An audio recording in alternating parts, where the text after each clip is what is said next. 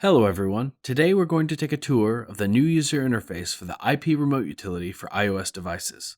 This application allows you to control FSI monitors and Box I/O devices connected to the same network as your iOS device. Once you launch the application, you'll automatically be taken to the Device Connection tab. From there, you can add as many devices as you like and customize their names. We're going to start by connecting a single Box I/O device. We're going to call this device Box IOA. Enter in the IP address of the device. This one happens to be 10.1.10.200 and hit connect. Once connected, you can hit this collapse button if you like, and it'll remove the list of devices and just make everything a little bit easier to see.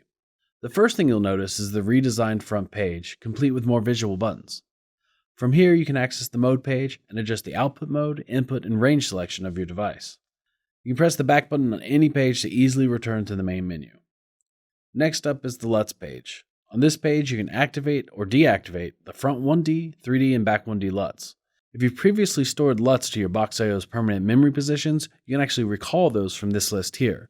So for example, if you save LUTs from live grade to one of the memory positions on Box I/O, this is where you'd be able to recall it. Now we'll look at the settings menu. You can view the device's IP address, model, serial number, and firmware version here. You can actually change the IP address, subnet mask, gateway, SSID, password, and Wi-Fi settings of the device to whatever you like.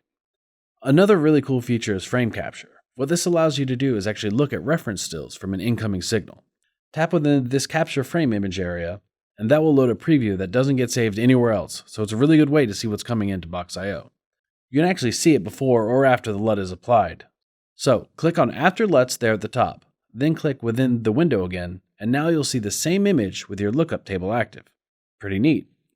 What's also really nice about this is you can capture and save this image permanently to your iOS device's camera roll.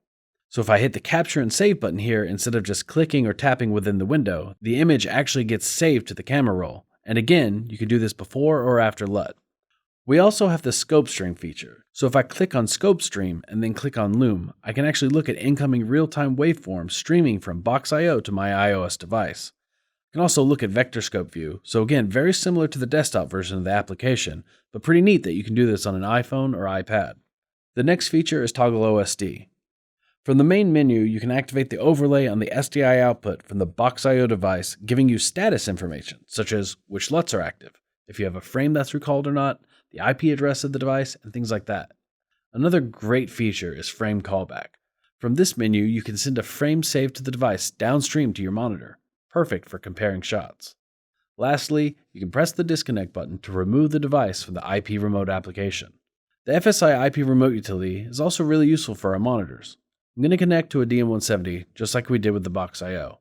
Here, you'll see the different features available when you connect to a DM series monitor. You have your menu controls, input selections, as well as function toggles similar to the Box I/O. So that pretty much sums up what you can do with this application. If you have any questions, please reach out.